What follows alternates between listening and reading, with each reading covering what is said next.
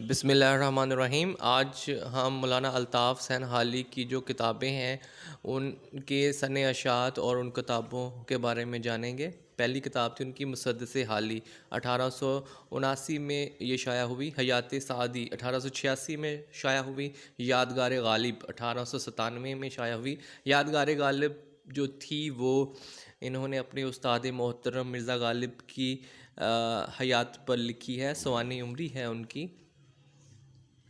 حیات جاوید 1901 میں شائع ہوئی۔ دیوان مقدمہ شعر و شاعری 1893 میں شائع ہوئی۔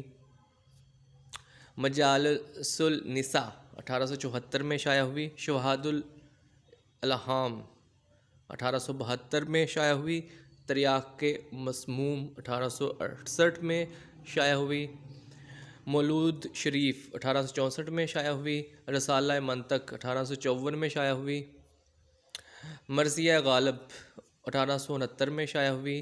مرثیہ ملکہ وکٹوریہ 1901 میں شائع ہوئی،